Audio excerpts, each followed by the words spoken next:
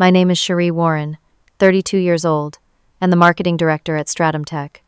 For 10 years I built this company alongside my father, though nobody knew about our relationship. I thought I had earned respect, until Rebecca, our new HR manager, tried to fire me during our $50 million investor meeting. She sneered, claiming she was the boss's wife. I simply smiled and said, "Weird. My mom's at home."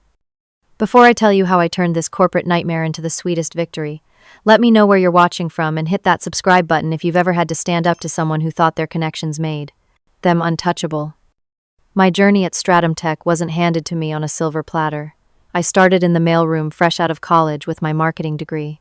Dad, or Thomas Warren, as everyone at the office knew him, made it clear from day one that I would receive no special treatment.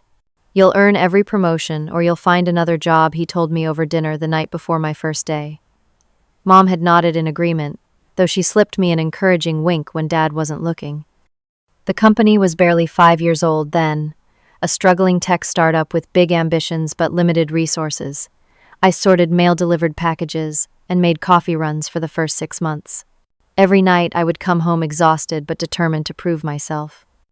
I stayed late, volunteered for projects nobody wanted, and slowly worked my way up from administrative assistant to junior marketing coordinator, then to marketing manager, and finally, after 8 years of relentless effort, marketing director. Throughout this journey, Dad and I maintained an unspoken agreement at work. He was Thomas, the CEO, and I was Cherie, his employee. No special favors, no family discussions, no hint of nepotism. We were so committed to this separation that many employees had no idea we were related. I had my mother's maiden name on my ID badge, and I earned my reputation through sweat and creativity, not family connections. That's why Rebecca's arrival hit me like a tornado in still air. She breezed into our offices 6 months ago on the arm of Marcus Bennett, our recently promoted vice president of sales. With her perfect blonde hair designer suits and Stanford MBA, she looked the part of a corporate climber. Within 2 weeks of their relationship becoming public, Rebecca had somehow secured an interview for our open HR manager position. "Did you see her resume, Amy?" My best friend in accounting had whispered during lunch. 3 years at a boutique PR firm, and suddenly she's qualified to manage human resources for a 200-person tech company. I shrugged it off. Thomas must see something in her qualifications. What Thomas saw, I later learned, was Marcus's threat to leave for our competitor if his girlfriend wasn't given a chance. With sales numbers climbing under Marcus's leadership and a critical investor meeting approaching, Dad felt backed into a corner. Rebecca was hired, and the problems began almost immediately. First came the small things. Meeting invitations mysteriously disappeared from my calendar. Important emails were marked as low priority. My reserved conference room would suddenly be double booked. Then came the credit stealing. My comprehensive rebrand proposal appeared in the executive presentation with Rebecca's name on it. The social media campaign I had developed overnight was introduced by her in the morning meeting. "You need to say something," Amy urged after the third such incident. "She's playing politics and you're letting her win." I was hesitant to rock the boat. Pinnacle Ventures was considering a $50 million investment in our expansion plans, and everything needed to be perfect. This deal would fund our international offices, double our research capabilities, and finally take us public. Dad had been working toward this for 15 years, and I refused to distract him with office politics. Meanwhile, Mom's situation added another layer of complexity. Catherine Warren, my beautiful, fierce mother, was 6 months into her battle with stage 3 breast cancer. Dad spent his evenings at hospital rooms and treatment centers, his phone constantly vibrating with updates from doctors. The bags under his eyes grew darker each day, but his determination never wavered. "We'll get through this," just like everything else he'd say whenever I expressed concern. With Dad focused on Mom and the company, Rebecca saw an opportunity. I caught her one evening in my office, scrolling through my computer files. "Just familiarizing myself with the marketing initiatives," she explained smoothly. "As HR manager, I need to understand all departments." I smiled tightly. "Next time, please ask first." She returned the smile with ice in her eyes. "Of course. We're all team players here, aren't we? Some of us just play more important positions than others." As the investor meeting approached, Rebecca's presence loomed larger. She began attending strategy sessions where HR input wasn't necessary. She scheduled private lunches with executives and returned with them laughing like old friends. Most concerning, she developed a habit of contradicting me in meetings, creating moments of uncomfortable tension. "Are you sure those numbers are accurate, Cherie?" she would ask, her voice dripping with false concern. "They seem a bit optimistic." Each time I would provide evidence, clarify my position, and move forward professionally. But inside, a storm was brewing. Something wasn't right, and the stakes were growing higher each day. The first real shock came 3 weeks before the Pinnacle meeting. I had spent a month developing a comprehensive market analysis, showing our growth potential in Asian markets, complete with custom graphics, competitor breakdowns, and projected revenue streams. It was the centerpiece of our pitch to Pinnacle, demonstrating why their investment would yield significant returns. The morning I was scheduled to present this analysis to our executive team for approval, I opened my presentation to find key data points altered. Market share percentages were wrong. Growth projections had been lowered. Competitor analyses were missing crucial details. I stared at my screen, blood running cold. These weren't random glitches. Someone had deliberately sabotaged my work. "Problems with your presentation?" Rebecca's voice startled me. She stood in my office doorway, a sympathetic smile that didn't reach her eyes. "I heard you muttering to yourself." "Some of my files seem to have been altered," I said carefully, watching her reaction. "Oh, how awful. Maybe you saved an earlier draft by mistake. Or perhaps someone was trying to help and made changes without telling you." Her tone was innocent, but her eyes gleamed with satisfaction. "Perhaps," I replied, maintaining my composure. "Fortunately, I keep backups of everything." Her smile faltered slightly. "Smart, though I wonder if the executives will be concerned about your attention to detail if you need to rely on backups so often." The threat was thinly veiled. I waited until she left before pulling out my encrypted external drive. Dad had taught me early in my career. In business, always have a contingency plan. I restored my files and worked through lunch to verify every data point before the afternoon meeting. The presentation went well, but afterward I sought out Marcus to discuss what had happened. As VP of Sales and Rebecca's boyfriend, he needed to know about potential sabotage affecting our investor pitch. "Marcus, do you have a minute?" I asked, catching him alone in the break room. "For my favorite marketing guru, always." He flashed his trademark smile, the one that had closed millions in sales. I explained the situation as diplomatically as possible, careful to present facts without direct accusations. Marcus's smile never wavered, but his eyes hardened. "Sounds like a technical issue to me, Cherie. Or maybe someone on your team made changes they forgot to tell you about. Rebecca mentioned you've been under a lot of stress lately." "Rebecca discussed my performance with you." I kept my voice steady, despite the rising heat in my face. "Not specifically," he shrugged. "Just general concerns about whether the marketing department can handle the pressure of this investor deal. Nothing personal." It felt extremely personal. As I left, he added, "Maybe double-check your work more carefully going forward. We can't afford any mistakes with Pinnacle." That night I stayed until 9, restoring more altered files I discovered in my shared folders. Marketing videos had been rendered with poor quality. Product sheets contained subtle errors in specifications. Client testimonials had been shortened to remove the most compelling quotes. At home, I called Mom in the hospital, needing her wisdom. "Someone's trying to undermine you," she said, after hearing the whole story. "The question is, why? What does she gain by making you look bad?" I pondered this as I described Rebecca's swift rise and close relationship with Marcus. "Two possibilities," Mom said, analytical even through the fatigue of her treatments. "Either she wants your position or she's eliminating perceived threats. Find out which and you'll know how to respond." The next day brought more challenges. Colleagues who typically sought my input now directed questions to Rebecca. Junior staff members seemed nervous around me as if they'd heard troubling rumors. I overheard snippets of conversation that stopped when I approached. "Always thought she was too young for that position anyway. Heard she's been taking credit for her team's work. Might be restructuring after the Pinnacle deal." When I attempted to schedule one-on-one meetings with my team members, several claimed to be too busy. Amy confirmed my suspicions during our weekly lunch off-site. "Rebecca's been talking," she said bluntly, "suggesting you're on thin ice with leadership, implying you've made critical mistakes that she's had to fix behind the scenes." "But that's completely backwards," I protested. "She's the one sabotaging my work." Amy nodded grimly. Office politics rarely follows logic. People believe what they want to believe, especially when it comes from someone dating an executive. Feeling increasingly isolated, I reached out to Janet Collins, my longtime mentor who had retired from Stratum Tech the previous year. Over coffee at her lakeside home, I unburdened myself completely. Janet listened thoughtfully, her decades of corporate experience evident in her measured response. What you're describing is a systematic campaign to undermine your authority. The question is whether to fight back directly or outmaneuver her. I can't go to my father, I admitted. He's overwhelmed with Mom and the investor deal. Then you need to focus on what matters, Janet advised. Secure the Pinnacle investment. Document everything Rebecca does. Build relationships with people whose judgment matters. And remember, in business, credibility is built over years, but can be destroyed in minutes.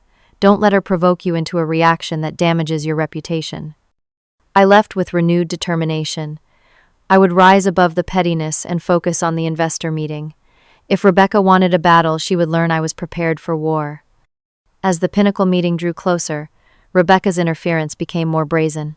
During the quarterly all-hands meeting, our CEO, Thomas, announced the exceptional performance of our summer social media campaign, which had generated 3 times the engagement of previous initiatives. I'd like to recognize the creative force behind this success, Thomas said, scanning the room. Rebecca, would you stand and share a bit about your vision for the campaign? I froze in my chair as Rebecca rose with a gracious smile. Thank you, Thomas. When I conceptualized this campaign, I wanted to focus on authentic engagement rather than vanity metrics.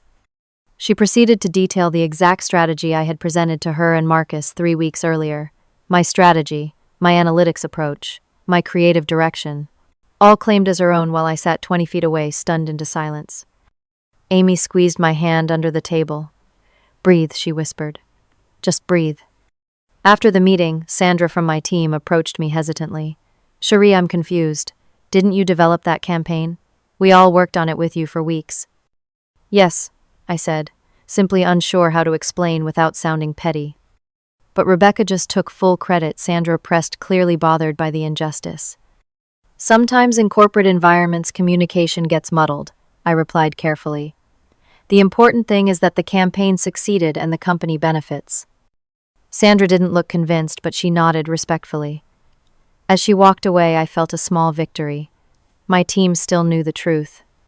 That afternoon, I discovered someone had been accessing my email account. Our IT director confirmed logins from an unfamiliar IP address during odd hours. We can't prove who it was, he explained apologetically. The access came from within the building, but it could have been anyone with the right credentials. The right credentials, or someone from HR, with access to password resets. I changed all my passwords immediately and began keeping sensitive information on an encrypted drive I took home each night. I felt like a spy in my own company, but the precautions proved necessary when I found Rebecca hovering near my office after hours yet again. Still working so late, she asked, feigning concern. That kind of stress isn't healthy. I enjoy what I do, I replied neutrally. What brings you to the marketing department after 6? Just checking who's still around. As HR manager, I need to monitor overtime patterns. Her explanation sounded rehearsed. Of course, though I don't recall previous HR managers conducting physical walkthroughs. Her smile tightened. I have my own approach to leadership, Cherie. Speaking of which, I've been meaning to discuss some feedback about your management style. Feedback, I maintained a professional tone, despite the alarm bells ringing in my head. Several team members have expressed concerns about feeling micromanaged, and there's been mention of credit not being properly shared for team accomplishments. The accusation was so backward, it would have been laughable in any other context. Interesting. I'd love to address those concerns. Could you share which team members specifically so I can have constructive conversations with them? That would breach confidentiality, she replied smoothly. But I wanted you to be aware, before it potentially affects your standing with executive leadership. The threat was clear. As she turned to leave, she paused. By the way, have you known Thomas long? You two seem to have a special relationship. My heart raced. We've worked together for 10 years. Many employees have long histories with the company. It just seems different, almost familial. Her eyes studied me for a reaction. Well, good night, Cherie. Don't stay too late. That evening, I finally spoke to Dad about the escalating situation. We rarely discussed work at home, but with Mom asleep, after her latest treatment, I took the opportunity to voice my concerns. I think Rebecca may suspect we're related, I said, after explaining the pattern of sabotage. Dad rubbed his tired eyes. I've noticed some issues with her work, but Marcus insists she's still adjusting to the role. With Pinnacle moving up their visit by 2 weeks, I can't afford any disruptions. Moving up. This was news to me. When? Monday, he replied. Their lead investor is heading to Asia earlier than planned, so it's either move up or delay by a month. I meant to tell you earlier, but your mother's doctor called with test results. My stomach dropped. Our most important presentation, originally planned for the end of the month, was now happening in 5 days. I'll be ready, I promised, pushing aside my personal concerns. How's Mom? Responding to treatment, but tired. She asks about you. His expression softened. She's proud of you, you know. We both are. I hugged him, drawing strength from the momentary connection before we returned to our professional separation. The next morning, I assembled my team for an emergency session to accelerate our preparations. For 15 hours straight, we refined presentations, updated numbers, and polished every aspect of our pitch. The team rallied beautifully, ordering dinner in and working well past midnight. As everyone finally headed home, I stayed to make final adjustments to the slide deck. Around 2 in the morning, I decided to preview the presentation from the conference room system to ensure everything displayed correctly. What I saw made my blood run cold. The presentation looked nothing like the version we had spent all day creating. Slides were missing or reordered. Data visualizations were corrupted. The entire section on our proprietary technology was gone. I checked the server timestamps. The files had been modified at 1:15 a.m., less than an hour earlier. Someone had waited until the building was nearly empty to sabotage our work the night before the most important meeting in company history. With trembling hands, I called Sandra, the only team member I trusted completely. I need you back at the office. Now. And don't tell anyone you're coming. Sandra arrived 20 minutes later in sweatpants and a university hoodie, eyes wide with concern. What happened? Someone destroyed our presentation. I showed her the damage. We have less than 7 hours to rebuild everything from scratch before the Pinnacle meeting. Without hesitation, she set down her coffee and opened her laptop. Then we better get started. We worked frantically through the night, reconstructing slides from memory and backup files. By 6:30 a.m., bleary-eyed and running on nothing but determination and caffeine, we had recreated a presentation that was arguably better than the original. Get home, shower, change, and be back by 8, I told Sandra. Tell no one about this. As she left, I locked the final files with a password only I knew and created 3 separate backups. Whatever game Rebecca was playing, she wouldn't win. Not today. Not with $50 million and my father's dream on the line. The morning of the Pinnacle meeting arrived with an electric tension in the air. Executives paced the halls in their finest suits while administrative staff polished every surface of the conference room to a mirror shine. I arrived at 8:15, freshly showered but running on 0 sleep, with a confident smile plastered on my face and 3 backup drives in my purse. Thomas was already in his office reviewing notes with Marcus. Through the glass wall, I could see Rebecca standing behind them, dressed in a striking red suit that screamed authority. She caught my eye and gave a small wave, her smile, never reaching her eyes. Amy intercepted me at the elevator. You look like you haven't slept, she whispered.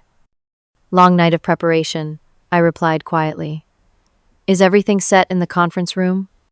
Yes, but Rebecca has been in there 3 times already, checking arrangements. She told the receptionist she's leading the presentations section on corporate culture. This was news to me. That's not in the agenda. It is now. Amy handed me the printed schedule. Sure enough, Rebecca had been allocated 15 minutes to discuss StratumTech's innovative corporate culture and human capital strategy. Before I could respond, Sandra appeared at my side. Like me, she looked professionally put together, despite our all-nighter. Everything's ready in the presentation system. I double-checked it myself 10 minutes ago. I squeezed her arm in silent thanks. At least one part of the meeting was secure. At 9:30, the receptionist announced that Pinnacle Ventures had arrived. All executives assembled in the lobby to greet our potential investors. The delegation consisted of 5 people: James Harrington, Pinnacle's founding partner, Eliza Chen, their chief investment strategist, 2 senior analysts, and a legal counsel. Thomas stepped forward, extending his hand. "Welcome to StratumTech. We're honored to have you here." James Harrington, a tall man with silver hair and piercing blue eyes, shook hands firmly. "Thomas, good to see you again. I've been following your progress since our initial discussions. Impressive quarterly results." "We're just getting started," Thomas replied with the quiet confidence that had built our company from nothing. "Let me introduce our leadership team." As introductions circled the room, I noticed James's particular interest when Thomas reached me. "And this is Cherie Warren, our marketing director. She'll be leading the presentation on market positioning and growth strategy." "Ah, the creative force I've heard about," James said, shaking my hand. "Your digital campaigns caught my attention initially. Very innovative approach." Rebecca shifted visibly beside Marcus, her smile tightening at the investor's recognition of my work. We proceeded to the conference room where coffee, pastries, and fruit had been artfully arranged. As everyone settled in, Thomas began the presentation with our company history and vision. Marcus followed with sales projections and customer acquisition costs. Both delivered flawlessly, setting a professional tone that clearly impressed the Pinnacle team. When it was my turn, I stepped to the front with calm determination. "Good morning, everyone. I'm excited to share StratumTech's market positioning and our strategy for scaling globally with Pinnacle's investment." For the next 40 minutes, I walked through detailed analyses of market trends, competitor landscapes, and our unique value proposition. The presentation Sandra and I had frantically rebuilt shone with clarity and conviction. I could see James and Eliza exchanging impressed glances as I demonstrated how their investment would accelerate our growth trajectory.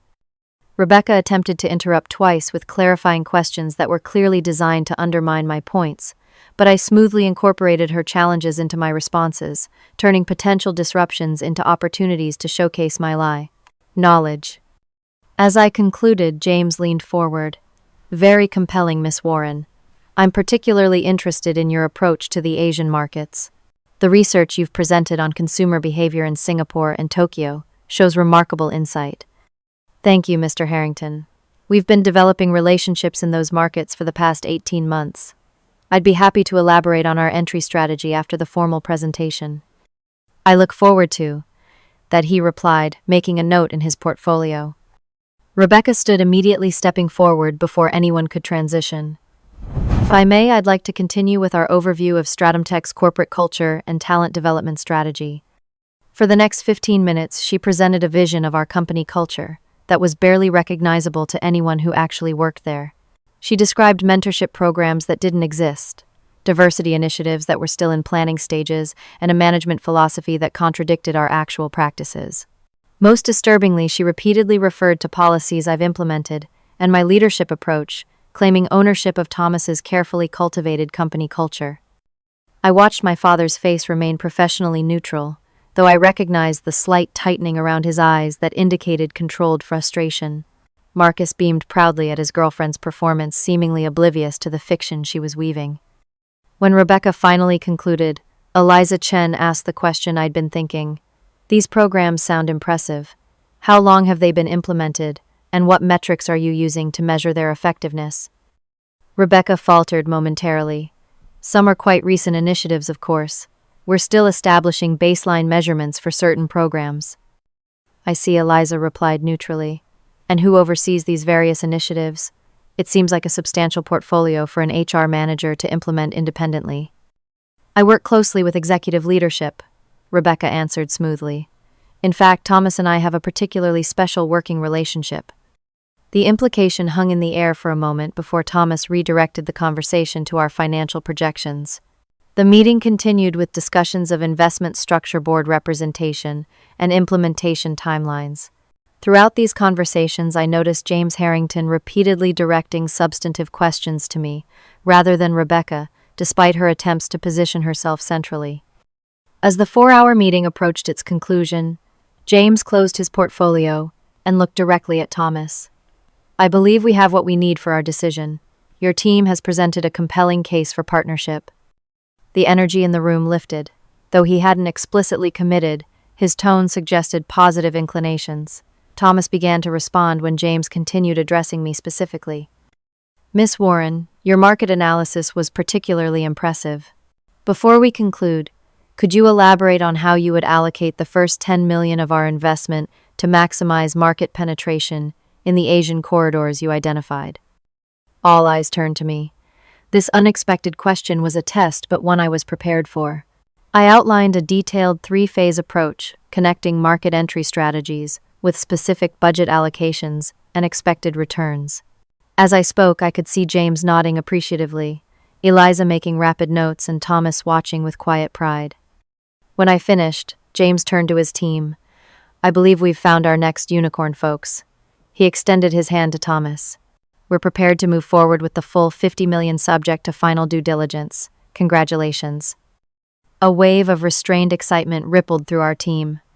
Thomas shook James's hand firmly. We look forward to a productive partnership.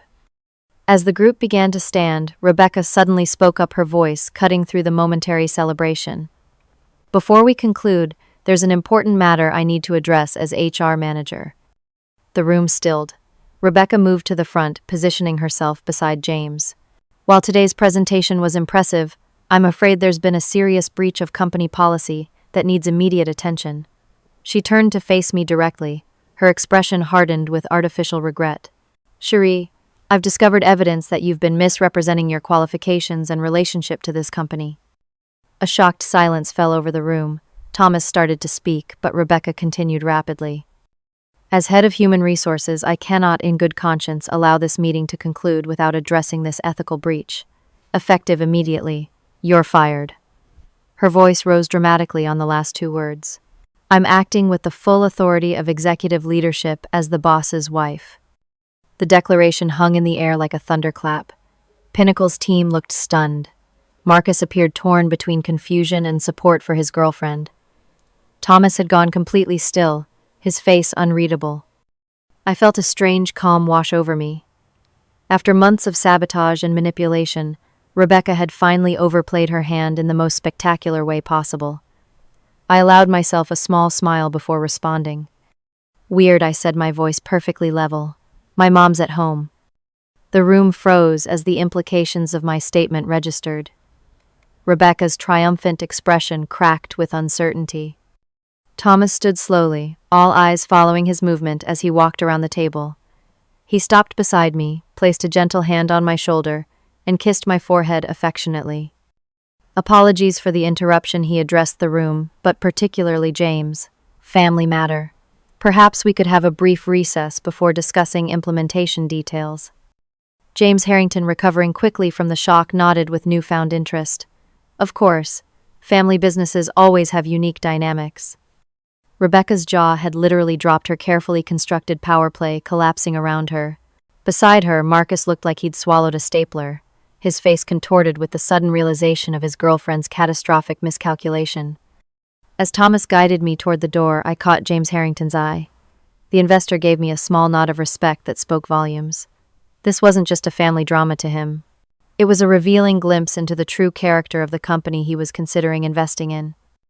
And in that moment, despite the chaos, I knew we had won. The conference room emptied quickly. Thomas directed the Pinnacle team to our executive lounge, where refreshments awaited, asking Amy to accompany them. Then he turned to Rebecca and Marcus, his expression cold and controlled. My office. Now. I followed, maintaining professional composure, despite the adrenaline coursing through me. Sandra caught my eye as we exited, giving me a subtle thumbs up. The rest of the staff pretended to work, while obviously straining to overhear what was happening. Inside Thomas's office, he closed the door and stood behind his desk, not offering anyone a seat. His calm demeanor had always been more intimidating than any display of anger. Explain yourself, Rebecca, he said simply. Rebecca's shock had given way to desperate calculation. Thomas, I had no idea she was your daughter. There was no record in her file. I was only trying to protect the company from what I believed was an inappropriate relationship influencing hiring decisions. An inappropriate relationship, he repeated flatly. And you determined this how? I noticed unusual patterns, private meetings, special treatment, documents, suggesting a connection that seemed unprofessional. Her voice gained confidence as she constructed her defense. As HR manager, I had a responsibility to investigate potential nepotism. By accessing confidential files, sabotaging presentations, claiming to be my wife while my actual wife battles cancer. Each question landed like a physical blow. Marcus stepped forward. Thomas, I'm sure Rebecca was acting with the company's best interests at heart. Perhaps this was just an unfortunate misunderstanding that got out of hand. My father's gaze shifted to Marcus. Did you know about her actions? Not specifically, Marcus replied, shifting uncomfortably. I knew she had concerns about certain aspects of the marketing department's performance, but I assumed those were being addressed through proper channels. Thomas nodded, slowly turning to me. Cherie, what would you like to say? I took a deep breath. For months I've experienced systematic sabotage of my work. Files, altered emails, accessed credit, stolen rumors spread. Last night our entire investor presentation was corrupted hours before the meeting. Sandra and I worked through the night to rebuild everything from scratch. I met Rebecca's gaze directly. I have documented every incident, saved every altered file, and recorded timestamps of unauthorized access to my accounts. Rebecca paled. That's ridiculous. You have no proof I was involved in any of that. Perhaps not conclusively for every incident, I acknowledged. But our IT department has confirmed unusual access patterns, and several staff members can corroborate specific events. Thomas leaned forward, hands flat on his desk. Here's what happens now. Rebecca, you're suspended pending investigation. Security will escort you to your desk to collect personal items, then off premises. Marcus, you have a choice to make. If you knew about or encouraged any of this behavior, clear out your desk alongside her. If not, you'll cooperate fully with the investigation. Marcus's salesmanship instincts kicked in. Thomas, I had absolutely no knowledge of any inappropriate actions. I'm shocked and disappointed by what's occurred, and I'll do everything possible to make this right. Rebecca turned to him, betrayal flashing in her eyes. Marcus, you can't be serious. We discussed this strategy together. You said getting her out of the way would secure your path to COO. A damning silence followed her outburst. Marcus stepped away from her, physically distancing himself. I never suggested anything illegal or unethical. If you took conversations about healthy competition in that direction, that was your choice. Thomas picked up his phone. Security, please come to my office. After hanging up, he addressed us again. Cherie, please rejoin our investors. Marcus, stay here until security arrives. Rebecca, wait outside with my assistant. As I turned to leave, Rebecca blocked my path. This isn't over. You may be Daddy's little princess, but everyone will know you didn't earn your position now. Your credibility is shot. I looked at her calmly. I've spent 10 years proving myself, while hiding my relationship to the CEO. What does that say about your 6 months of advancement while flaunting your connection to a VP? Without waiting for a response, I stepped around her and headed for the executive lounge. In the hallway, whispers followed me as staff tried to process what they'd just witnessed.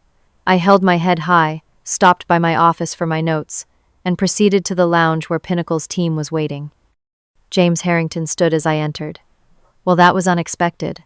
Are you all right, Miss Warren? Or should I say Miss Thomas?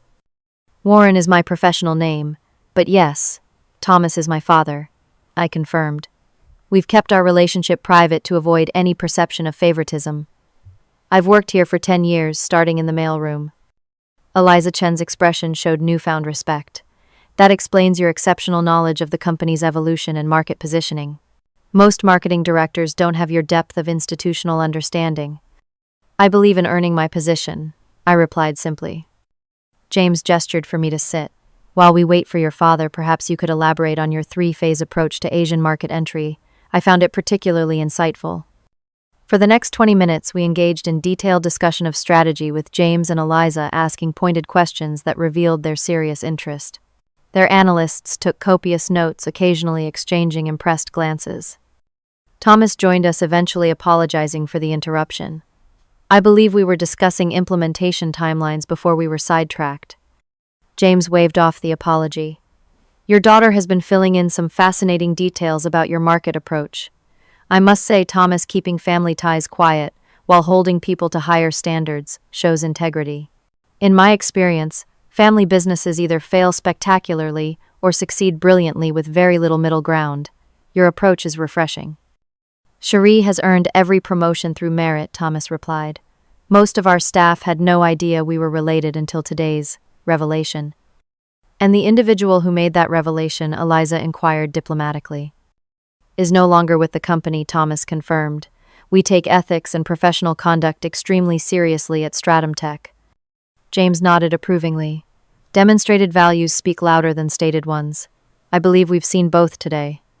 He extended his hand. We'll have our legal team draft the investment agreement immediately. I look forward to watching Stratum Tech's expansion under your family's leadership. After the Pinnacle team departed, promising final paperwork within 3 days, the office buzzed with questions and speculation. Thomas called an all-hands meeting for 4 o'clock, giving us a few hours to prepare for the inevitable explanations. In my office, Amy and Sandra joined me, closing the door for privacy. So Amy began, the CEO's daughter. That explains so much, yet raises so many questions. Like why you never told us, Sandra added, hurt evident in her voice. I sighed. I wanted to be judged on my own merits, not as the boss's kid. Dad and I agreed when I started that my advancement would be based solely on performance.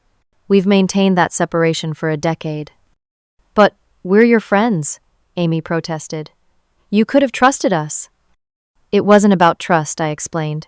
It was about creating a clear division between my professional and personal identities. The fewer people who knew, the cleaner that separation remained. Sandra processed this. Is that why Rebecca targeted you? She somehow discovered the connection. I think she suspected something. She mentioned several times that Thomas and I seemed to have a special relationship. She probably found something while snooping through confidential files. Well, her plan backfired spectacularly, Amy said with satisfaction.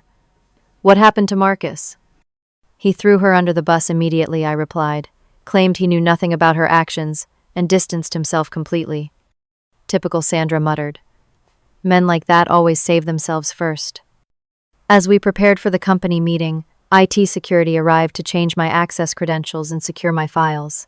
An emergency HR consultant had been called in to handle the transition. By 4 o'clock, the entire company had gathered in our largest conference space, curiosity and speculation at fever pitch. Thomas stood before the assembled staff looking more relaxed than he had in months, despite the day's drama. Thank you all for your patience during today's events. First, I want to share that Pinnacle Ventures has committed to a $50 million investment in our company's expansion. This is a tremendous achievement that will accelerate our growth and create new opportunities for everyone here. Enthusiastic applause interrupted him. When it subsided, he continued.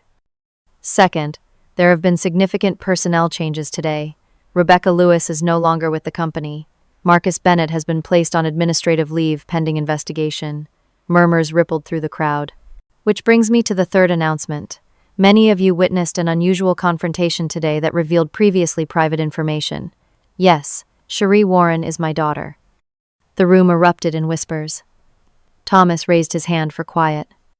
When Cherie joined Stratum Tech 10 years ago, we agreed to keep our relationship private to ensure she would be judged solely on her merits.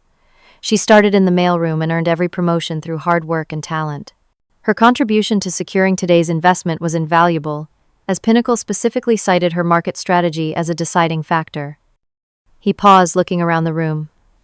I understand this revelation may raise questions about our company's leadership and promotion practices. I want to assure everyone that we remain committed to advancement based on merit, not connections. If anything, Cherie has been held to higher standards because of our relationship. I expect all of you to continue treating her with the same professional respect she has earned through her work.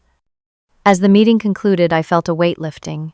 The secrecy that had defined my professional life was gone, replaced by a new challenge, proving I deserved my position now that everyone knew the truth.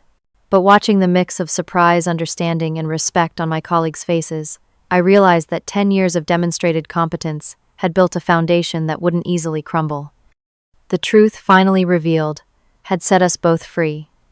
In the weeks following the incident, as it came to be known around the office, Stratum Tech underwent significant changes. With Pinnacle's investment secured and documents signed, we began implementing our expansion plans. Thomas restructured the executive team, promoting deserving employees and establishing clearer reporting lines. The HR department, previously Rebecca's domain, was completely overhauled with a seasoned professional brought in to rebuild trust and transparency.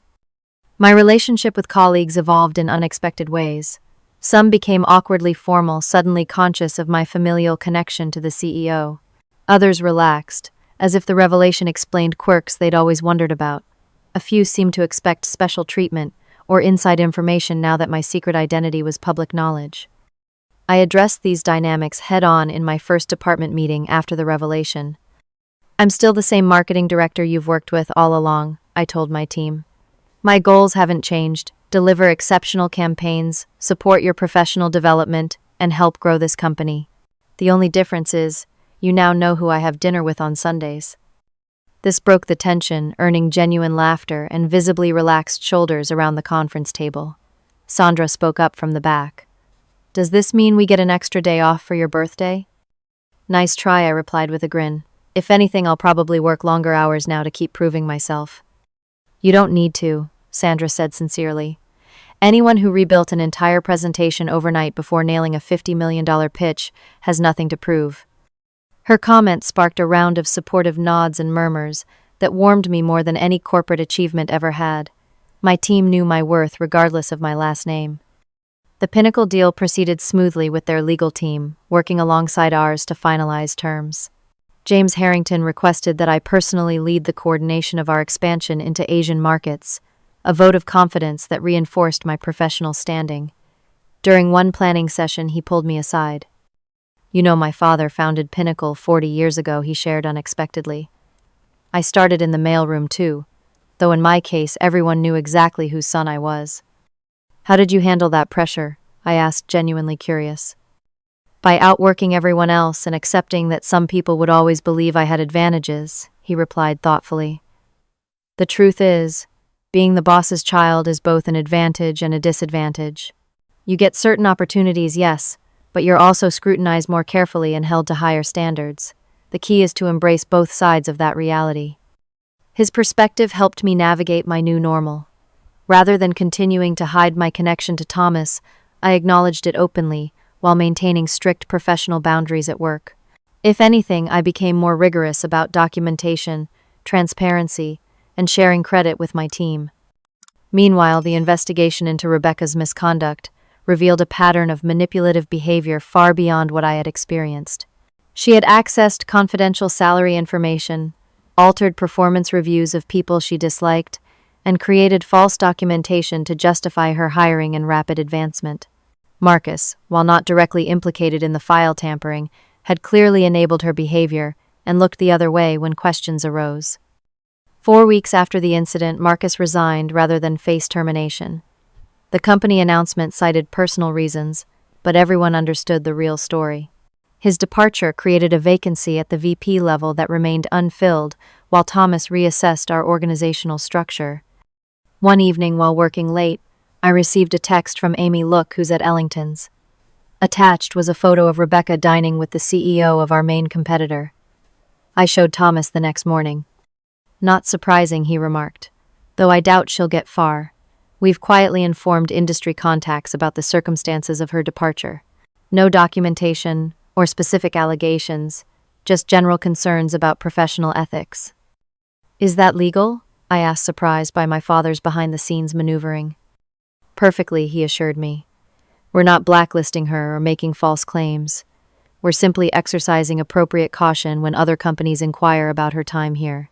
She's free to seek employment anywhere, but with her track record, she won't find it easy to repeat her performance." 2 months after securing the Pinnacle investment, I experienced a surreal encounter at Rosario's, my favorite Italian restaurant. I was dining alone reviewing strategy documents when a familiar figure appeared beside my table. "May I join you for a moment?" Rebecca asked, her former confidence notably diminished. I gestured to the empty chair across from me, curious about her approach. "I won't take much of your time," she began, her voice subdued. "I wanted to apologize for my actions at Stratum Tech. My behavior was unprofessional and inexcusable." I studied her, searching for signs of manipulation. Finding none, I asked simply, "Why?" She sighed, a flicker of her old self emerging in her direct gaze. Initially ambition. I saw an opportunity to advance quickly by connecting myself to Marcus. Then it became about competition when I perceived you as a threat to my position. She paused. But ultimately, it was Marcus's influence. He convinced me that corporate advancement requires eliminating competitors by any means necessary. Marcus put you up to sabotaging my work. This aligned with what she'd blurted out during the confrontation, but hearing it calmly stated was different. Not explicitly, but he constantly emphasized that only the most ruthless succeed in tech leadership. He pointed to you as someone who had special advantages that needed to be neutralized. She looked down. I now realize he was using me to target you while keeping his own hands clean. Why tell me this now? Because I'm starting over, she replied. Entry-level position at a small marketing firm. No connection to Marcus, who hasn't spoken to me since that day. She met my eyes again. I'm not asking for forgiveness or a recommendation. I just wanted you to know that I understand the magnitude of my mistakes. After she left, I sat contemplating our conversation. Rebecca had done serious damage, yet I couldn't help feeling a twinge of sympathy for someone who'd been at least partially manipulated by a more experienced player. Marcus had emerged relatively unscathed while she bore the brunt of the consequences, a pattern all too common in corporate politics. The next day I visited Mom at the hospital for her final treatment session. Her prognosis had improved dramatically, with doctors now talking about remission rather than management. As we waited for her medication to be prepared, I recounted my encounter with Rebecca. What are you considering? Mom asked, reading my expression with maternal precision. I'm debating whether to share what she told me about Marcus with Dad, I admitted. It won't change what happened, but it might provide a more complete picture. Mom considered this. The question isn't whether the information has value, it's whether acting on it serves a purpose beyond revenge or justice. What would you do? I asked. I'd evaluate whether the information protects others from harm or merely satisfies my own desire for vindication. Her wisdom, as always, cut straight to the heart of the matter. That evening I met with Janet, my mentor, to discuss the company's progress and my evolving role. Over dinner I shared the Rebecca situation and sought her perspective. Corporate politics always has casualties, Janet observed. Sometimes the wrong people pay the highest price. But your responsibility isn't to ensure perfect justice for Rebecca. It's to protect the company and its people going forward.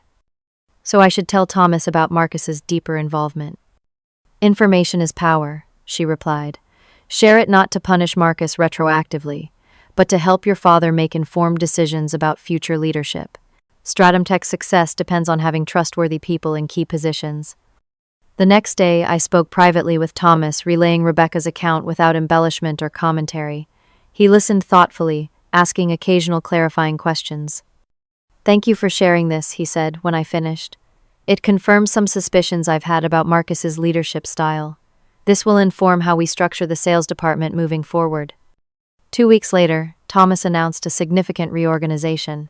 Rather than replacing Marcus directly, he distributed the VP of sales responsibilities across 3 directors who would collaboratively lead different aspects of our sales strategy.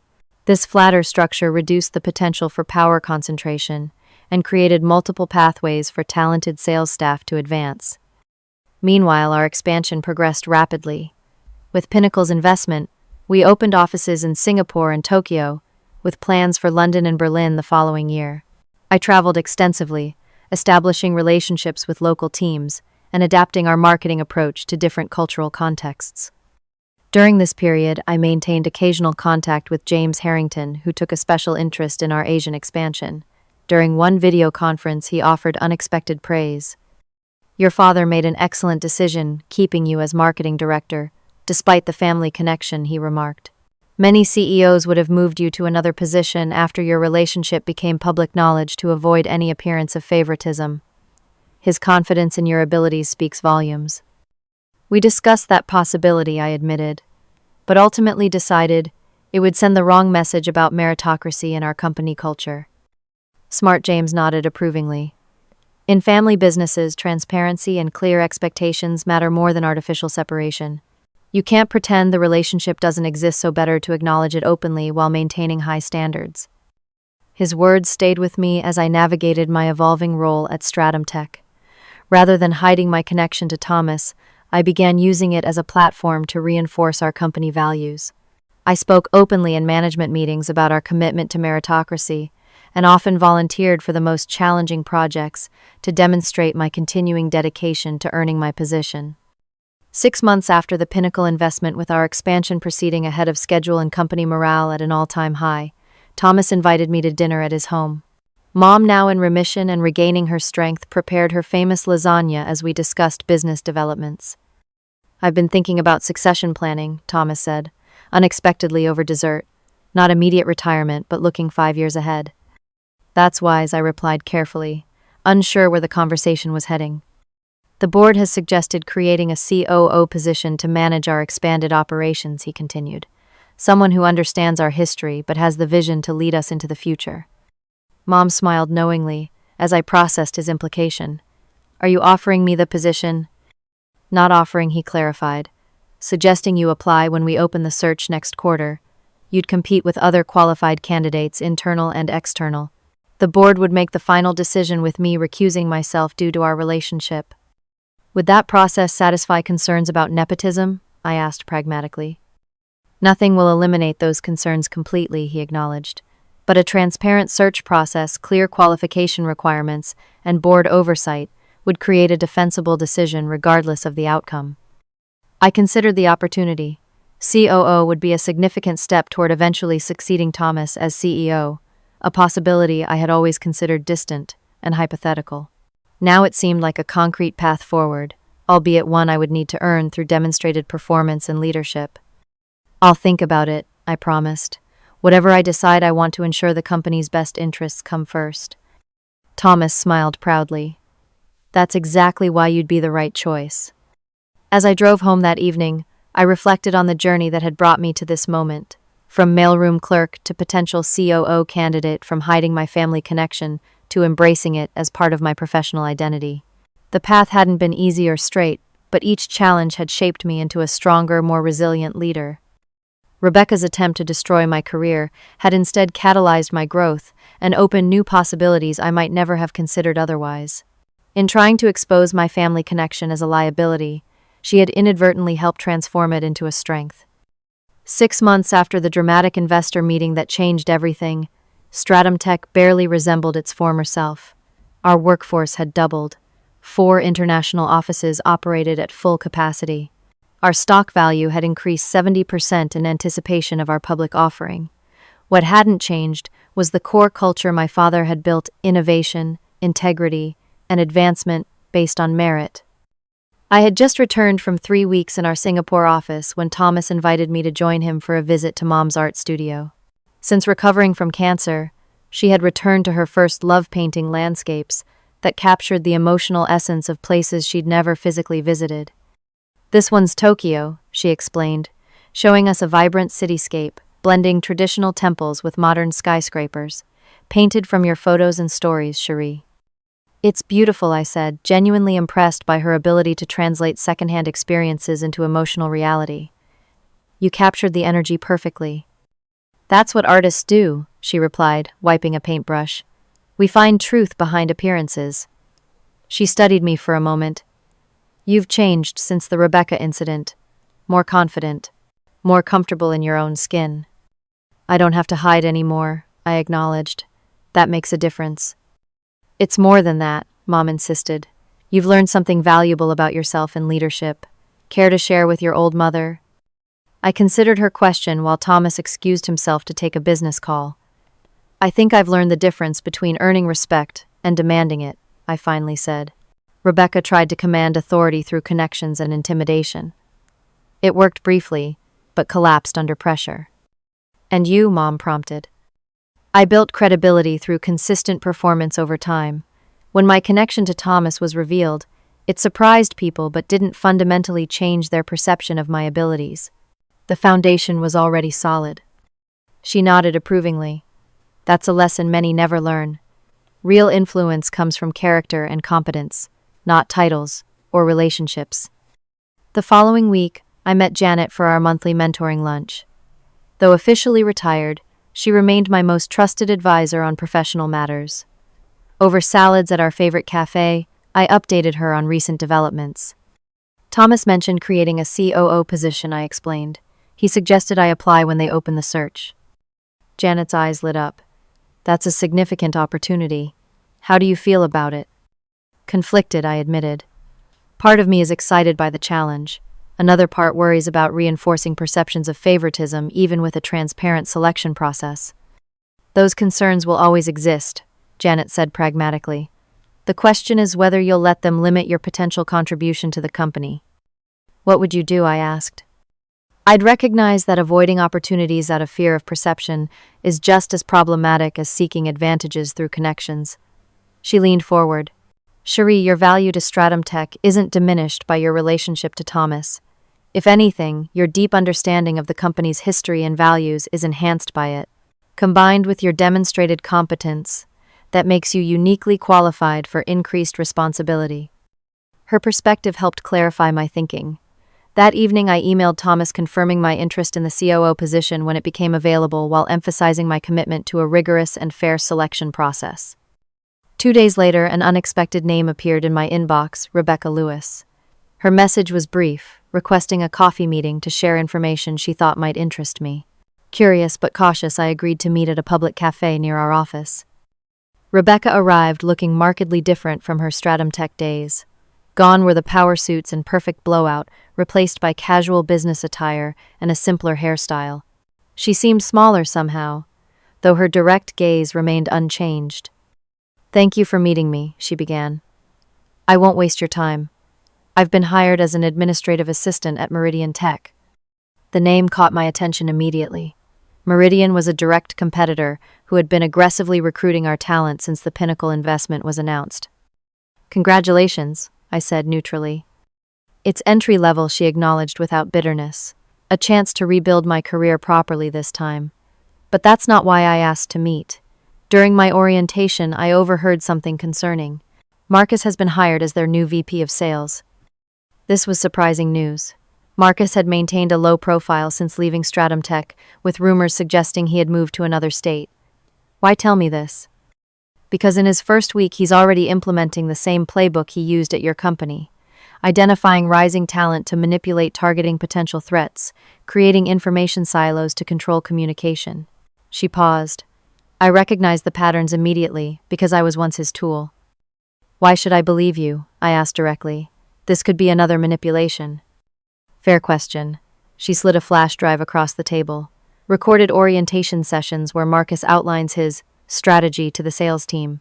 Email exchanges with Meridian's CEO detailing plans to target your clients and employees. "I may have made serious mistakes, but I won't be complicit in those tactics again." I studied her, searching for hidden motives. "What do you want in exchange for this information?" "Nothing," she replied simply. "Consider it partial amends for my actions. Use it, ignore it, whatever you think best. I just couldn't stay silent knowing what I know." After our meeting, I reviewed the files with our security team to verify authenticity. Everything checked out. Marcus was indeed orchestrating a systematic campaign to undermine Stratum Tech by poaching our talent and clients using inside knowledge of our operations. I presented the information to Thomas privately. "This isn't about revenge," I clarified. "It's about protecting our company and people." Thomas agreed. We implemented targeted retention initiatives for key staff members Marcus might approach and strengthened client relationships he might target. We also discreetly informed Meridian's board about Marcus's ethical history, providing documented evidence of his past conduct, without mentioning Rebecca's role in acquiring the information. 3 weeks later, Meridian announced Marcus's departure in a terse press release. Our preventative measures had successfully neutralized his potential impact without requiring direct confrontation. The experience reinforced an important lesson in business. As in life, how you respond to betrayal reveals more about your character than the betrayal itself. We had protected our interests without descending to vindictive tactics, maintaining the ethical standards that defined our company culture. As promised, Thomas opened the search for COO 3 months later. The process was rigorous and transparent, with a search committee comprising board members and industry experts. I submitted my application alongside 7 other candidates, including 2 external executives with impressive credentials. After multiple rounds of interviews, strategic presentations, and leadership assessments, the committee made their recommendation. Thomas called me into his office on a Friday afternoon, his expression carefully neutral. "The committee has completed their evaluation," he began formally. "They've unanimously recommended you for the COO position."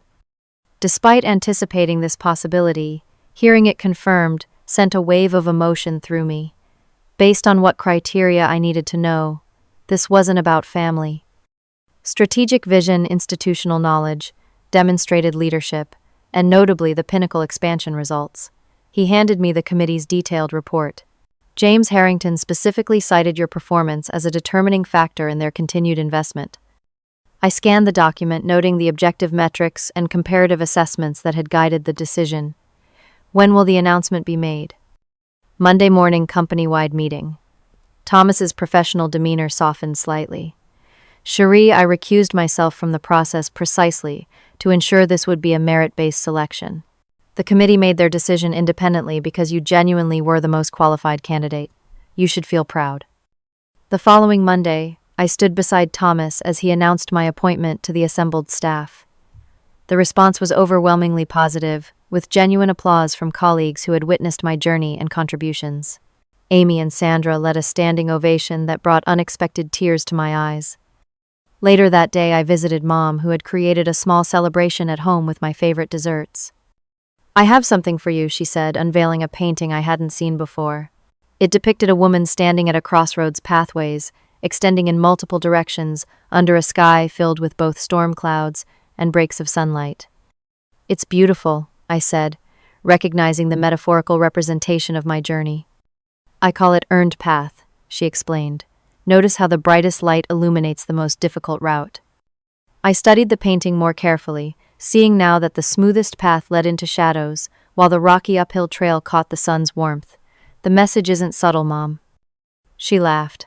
Artists aren't known for subtlety, dear. But the point remains valid. The worthwhile paths aren't usually the easiest ones. That evening alone in my apartment, I reflected on the journey that had brought me here. From hiding my family connection, to embracing it as part of my professional identity. From being targeted by Rebecca's ambition, to finding strength in vulnerability and authenticity, each challenge had ultimately contributed to my growth. The most profound lesson wasn't about corporate politics or family businesses. It was about the difference between power and leadership. Rebecca had sought power through connections and manipulation, achieving temporary influence that collapsed under pressure. True leadership, I had learned, comes from consistent demonstration of character competence and commitment to something larger than personal advancement. By trying to expose my family connection as a liability, Rebecca had inadvertently helped me transform it into a strength. In attempting to destroy my career, she had catalyzed my growth into a more authentic, resilient leader. Sometimes our greatest challenges become our most valuable teachers if we're willing to learn the lessons they offer. And sometimes the people who try to tear us down actually position us to rise higher than we might have otherwise. Have you ever experienced someone trying to undermine you only to find yourself stronger because of it? I'd love to hear your stories in the comments below. If this resonated with you, please like, subscribe, and share with someone who might be facing their own workplace challenges. Remember, it's not the obstacles we face, but how we respond to them that defines our character and determines our future. Thank you for listening to my story, and may you find strength in your own moments of truth.